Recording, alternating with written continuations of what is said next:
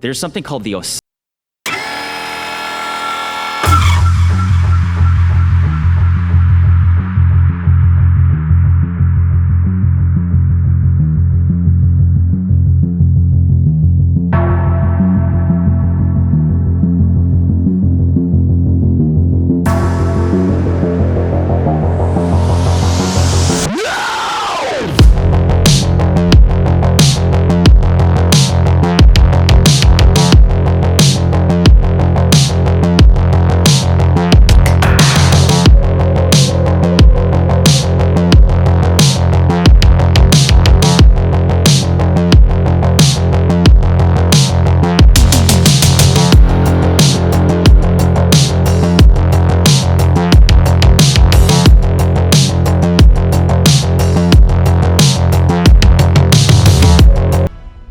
Beneath the Giza Plateau, near the Great Sphinx and pyramids, lies a mysterious structure that may reshape our understanding of ancient Egypt.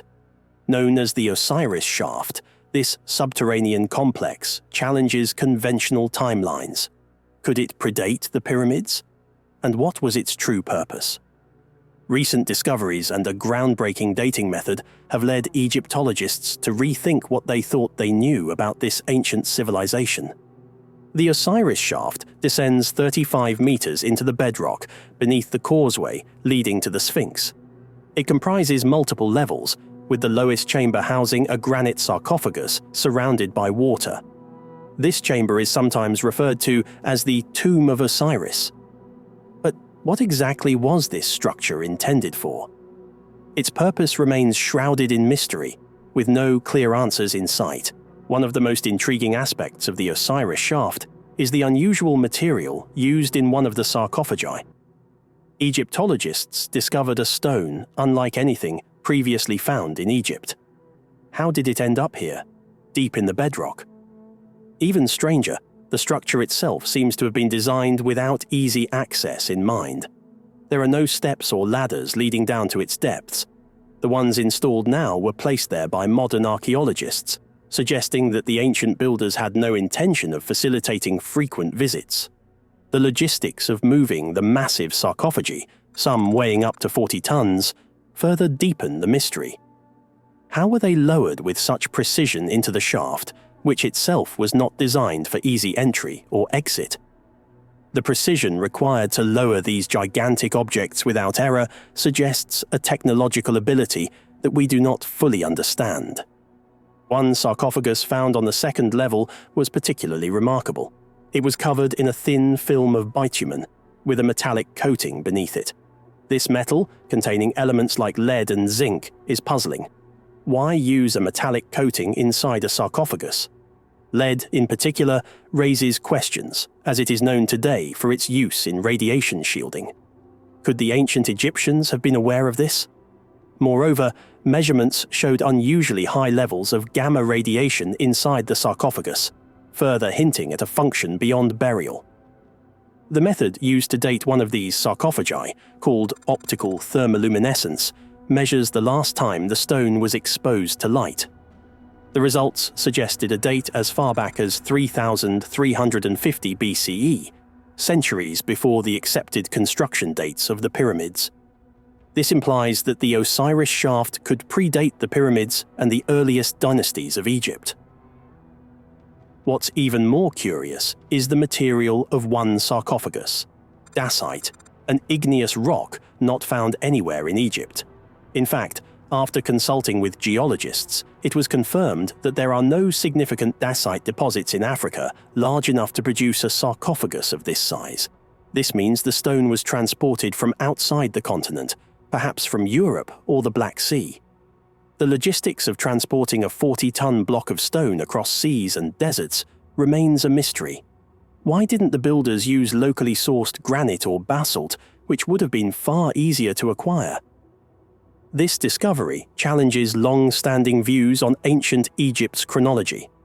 The dating method used reveals a time well before the pyramids, offering a glimpse into a distant past. Could the Osiris Shaft represent the work of a forgotten civilization, one whose achievements have been lost to time? As we explore the depths of the shaft, more questions emerge. Was the shaft's design deliberate, meant to preserve the dead using unknown methods? Could the high radiation levels within the sarcophagi have played a role in ancient preservation techniques? The builders of this structure may have known things we have yet to uncover. As archaeologists delve deeper into the Osiris Shaft, they challenge established notions of ancient Egypt. On the third and deepest level, a stone island surrounded by water holds yet another granite sarcophagus. This time, the sarcophagus is made of granite, a material more common in Egyptian structures. However, its location deep underground and surrounded by water raises further questions. This sarcophagus dates to around 2370 BCE, placing it in the Old or Middle Kingdom. Interestingly, the design of the third level seems to be a later addition to the shaft, suggesting the site may have been used and modified over centuries. If true, this means the Osiris Shaft was considered important long before the time of the pyramids. One of the most intriguing features of the third level is the water system. A meticulously shaped canal surrounds the chamber, and the water level appears to be maintained at a precise depth. How did the builders engineer such a system over 100 feet underground? The bedrock in this area is solid, making natural water leaks unlikely. This suggests that the builders tapped into a hidden water source, possibly through an underground channel or spring. At the Osirian, another ancient Egyptian site, similar subterranean water channels have been discovered, indicating that the ancient builders had advanced knowledge of hydroengineering. Water was often seen as a source of life and regeneration, and its presence in the Osiris Shaft may have had symbolic significance in ancient rituals related to death and rebirth. This brings us to the connection between the shaft and Osiris, the Egyptian god of the dead and the underworld. According to myth, Osiris was resurrected in a sarcophagus placed on an island surrounded by water. The third level of the shaft closely mirrors this imagery. Could the builders have been trying to replicate the tomb of Osiris? Or was this part of a deeper religious practice? Oddly, the sarcophagi found in the Osiris Shaft are devoid of inscriptions, which is unusual for ancient Egyptian tombs. This absence of hieroglyphs has led some scholars to suggest that these sarcophagi were not intended for traditional burials, but served a different, perhaps secretive, purpose. Adding to the mystery, researchers detected significant levels of radiation inside the sarcophagi.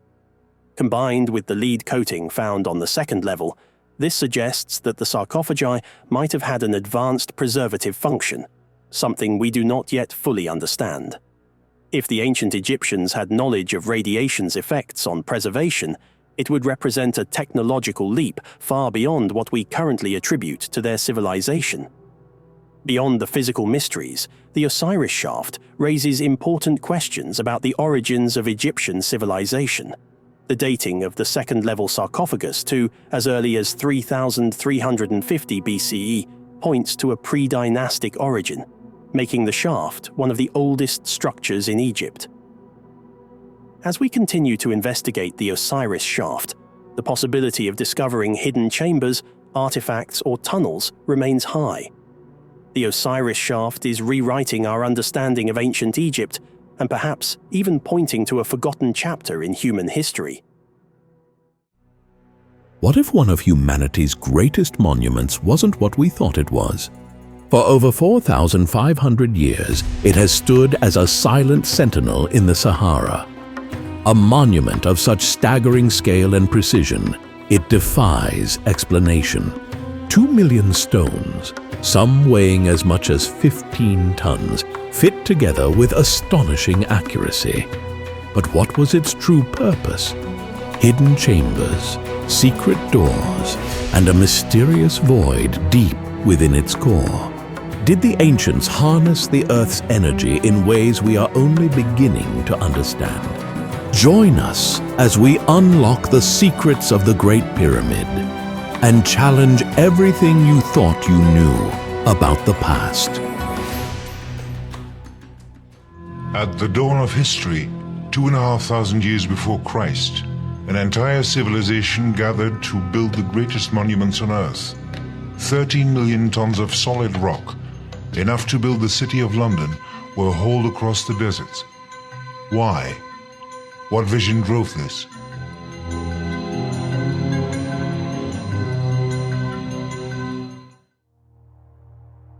What if one of humanity's greatest monuments wasn't what we thought it was?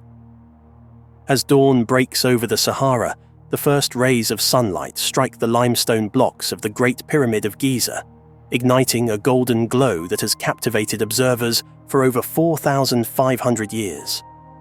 We embark on a journey to delve into the mysteries concealed within this ancient wonder.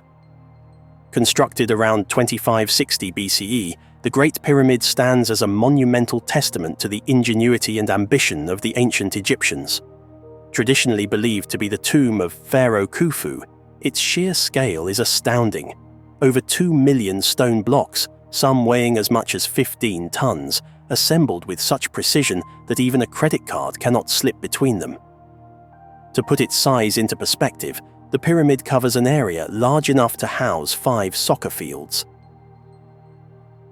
Entering the pyramid, we navigate the descending passage, a narrow corridor stretching over 100 meters, comparable to the length of a football field. This passage is less than 1.5 meters high, compelling visitors to stoop as they proceed into the depths of the structure. It leads to the subterranean chamber, an unfinished room beneath the pyramid's base, roughly the size of a large 2-car garage, but with a ceiling so low it feels like the earth is pressing down upon you. The rough, unadorned walls suggest either an abandoned project or a deliberate enigma left by the builders. Ascending back, we find the ascending passage, steep and confined, like climbing the aisle of a sharply tilted airplane. This corridor guides us toward the Grand Gallery, a breathtaking passageway as tall as a 7-story building and half a football field long. Walking through it feels akin to standing inside a colossal stone cathedral, the walls angling inward as if to draw your gaze upward toward the heavens. From the Grand Gallery, a horizontal passage takes us to the Queen's Chamber. This room, similar in size to a spacious master bedroom with a vaulted ceiling, holds more questions than answers. In 1993, a robotic explorer named Upuaut Sekou ventured into the chamber's so-called air shafts, narrow tunnels no wider than a grapefruit. The robot discovered a limestone door with copper handles, known as Gantenbrink's door. Behind it lay another door, and beyond that, uncertainty. These blocked shafts remain a source of intrigue, with some suggesting they may conceal hidden chambers or hold symbolic significance related to ancient Egyptian beliefs. Above us looms the King's Chamber, constructed entirely of granite rich in quartz crystals. The chamber is as imposing as a small banquet hall, yet eerily empty. An unadorned granite sarcophagus sits silently, devoid of inscriptions or any signs of a royal occupant. No mummy or treasure was ever found here, a fact that continues to puzzle historians and fuels speculation about the pyramid's true purpose. In 2017, using advanced muon tomography technology, scientists uncovered the Big Void, a hidden cavity the size of a passenger plane's fuselage nestled above the Grand Gallery. Its exact purpose remains unknown, and accessing it could risk damaging the pyramids. First-hand accounts deepen the mystery. In the early 19th century, explorer Giovanni Battista Caviglia braved the pyramid's inner passages. He described the experience as walking into the heart of an immense mystery, each stone whispering secrets of a forgotten time. His explorations, though perilous, contributed valuable insights, but also highlighted how much remains undiscovered. So, why is the Great Pyramid considered a tomb when no pharaoh's body was ever found within? Traditional archaeology points to its alignment with mortuary temples and texts that associate pyramids with the afterlife journey of the pharaohs. The pyramid complex includes elements typical of royal tombs, and other pyramids have indeed been found with burial chambers containing sarcophagi and funerary goods. Yet, Some theorists propose alternative explanations. They suggest that the pyramid may have served as an astronomical observatory, a place of spiritual initiation, or even an ancient power plant. The latter theory draws fascinating parallels with the work of inventor Nikola Tesla, who was captivated by the pyramidal shape and its potential to harness and transmit energy. Tesla's Wardenclyffe Tower was designed for wireless energy transmission, utilizing the Earth's natural frequencies, a concept that mirrors theories about the pyramid's function. The use of granite in the king's chamber, with its piezoelectric properties due to quartz crystals, leads some to speculate that the pyramid could generate energy through the Earth's vibrations or the flow of underground water. A natural aquifer lies beneath the pyramid. While there's no concrete evidence linking Tesla's theories directly to the Great Pyramid, the similarities are intriguing. Our journey ends where it began, at the pyramid's base, but the questions linger. What if the true purpose of the Great Pyramid was to bridge the earthly and the divine, not just in a spiritual sense, but through harnessing the very forces of nature? As the shadows lengthen over the sands, we realize that the pyramid doesn't just hold history, it challenges our understanding of it. In the words of renowned explorer Indiana Jones, archaeology is the search for fact, not truth. If it's truth you're interested in, Dr. Tyree's philosophy class is right down the hall. If you found this video captivating, don't miss our next adventure. Egyptologists discovered a labyrinth underground ancient humans could never build. Prepare to be awestruck by an ancient labyrinth hidden beneath Egypt's sands, predating even the mighty pyramids. This discovery could rewrite history as we know it. Join us as we delve into this subterranean marvel, navigating its intricate passages and unveiling hidden chambers. Explore the secrets of its construction, decipher its purpose, and uncover its connection to the enigmatic Hawara pyramid. Experts believe this labyrinth holds clues to ancient rituals and showcases the advanced engineering prowess of a pre-pharaonic civilization. Could this be the fabled Labyrinth of Egypt? Get ready to be amazed as we unravel this ancient enigma and its profound implications for understanding the rich tapestry of Egyptian history. Click now to embark on this extraordinary journey. For people that haven't heard of the labyrinth, it was one of the ancient wonders of the world. Like, this was described by Herodotus and Pliny the Elder and Strabo and all these historical figures that saw it. Herodotus described it as exceeding in splendor and wonder that of the pyramids.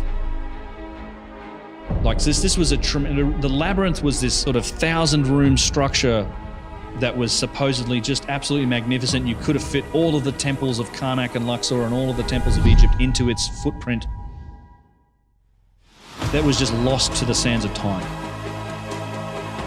We've never known where it is or what it is, and it would be like a pyramid. It would rival the Great Pyramid for sure if we were to find it. But it turns out we found it.